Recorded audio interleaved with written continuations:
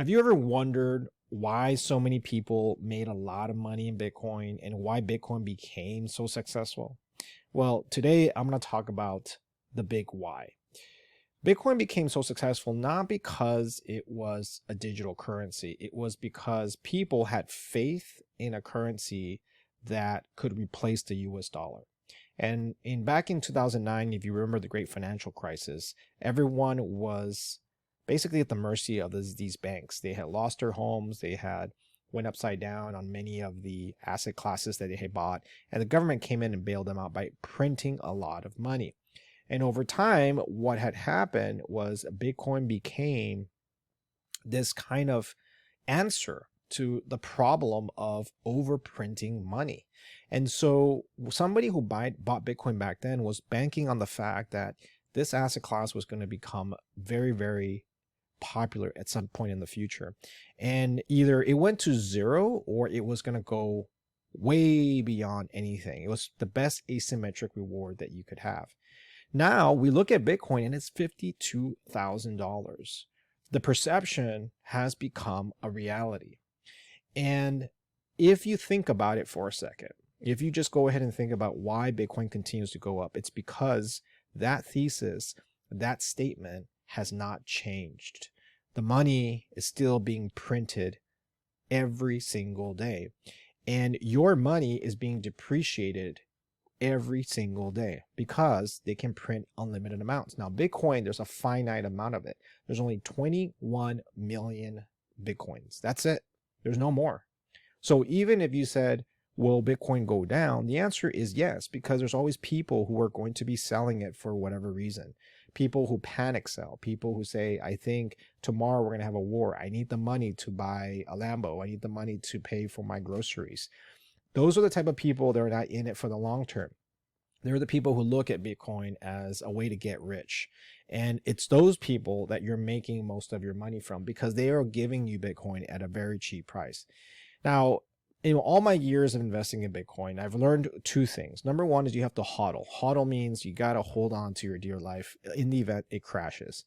And the simple reason is because you don't know how low it'll go, and you don't even know if it's going to rebound enough for you to actually sell it. The second thing I also know is Bitcoin has always outperformed all asset classes for the last 13 years of existence, 16 years since 2009, 14, sorry, I'm not doing my math correctly here, but since 2009 to 2014, Bitcoin has outperformed everything. Now, that's not a guarantee that it's going to continue to outperform.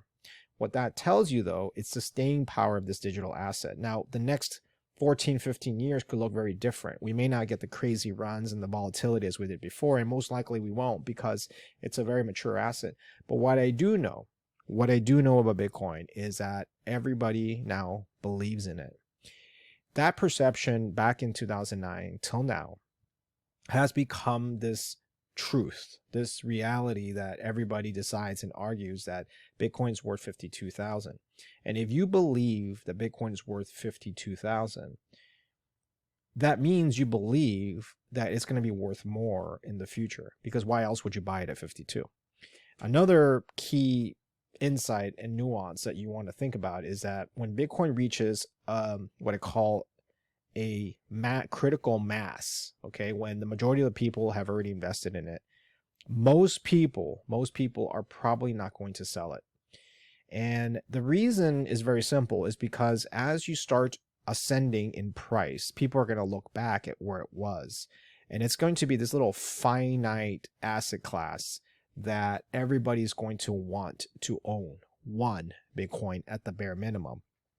And by that time, when that time comes, the people that are going to be selling Bitcoin are probably going to sell it, but there's going to be more people out there that are going to want to buy it than sell it.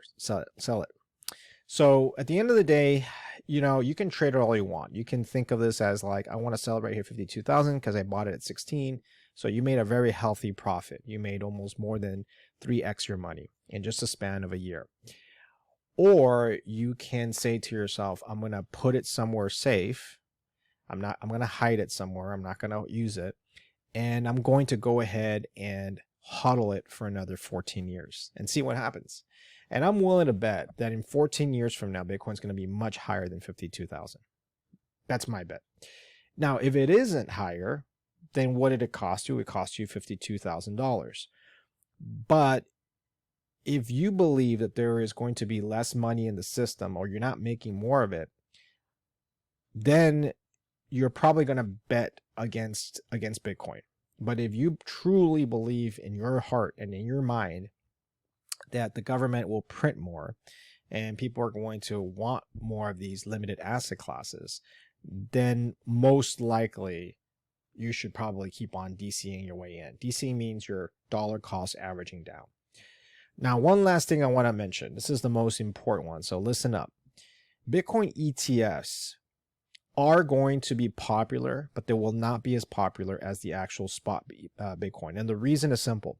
With Bitcoin holding in a digital wallet, it is yours to own.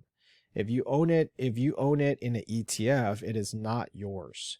So what's going to happen is people are going to have to make that decision on whether the ETF or the gold or the Bitcoin is the same. And I'm going to tell you right now that if you track the price of gold and these ETFs, gold as a great example, gold price, spot price went up quite a bit after the ETF was announced. The second thing is people still prefer the actual real digital gold, real gold. Digital gold makes it even more appealing because you don't even have to carry it. The only thing you have to do is kind of self-custody it. But I think in the future, you're going to be able to do some stuff with Bitcoin. You're going to be able to deposit it in some sort of bank. You're potentially going to be able to borrow against it. And most likely, at some cases, people are going to want to lend you money to own some of it. So I think that you don't want to get caught up with the ETF hype, realizing that Bitcoin as an asset class can be used to collateralize your debt, or can also be used to transfer wealth in minutes. And the third thing that makes digital Bitcoin really rare is that you actually own it, right? The ETFs don't. They don't really own it. They technically hold it for you and give you an IOU, and then you're expected to hold on to that IOU in the hopes that the price goes up and then sell that IOU, but you're not really physically owning that because it's a derivative. So at the end of the day, I want to tell you guys one thing, right? I want to tell you that Bitcoin is here to stay, but please, by all means, don't trade it. And if you need the money now, don't buy Bitcoin. Go ahead and invest it put it into your bank account, earning your 5% yield at a high yield savings or checking account. Because Bitcoin is not that type. You're going to lose your money in the short term. It can go down to 30K, it can go down to 10K, 5K, whatever the case is. But 10, 15 years from now, I'll give it 10 years just to keep it a little simple. 10 years from now, I'm willing to bet Bitcoin's going to be higher than what it is right now. And you have to look at it from that perspective. You cannot look at it from tomorrow or next week or next month. That's just not how you should be looking at this, especially for the people who are just entering into the space. All right, hopefully you enjoyed this video. Like and subscribe, and I'll see you guys next time.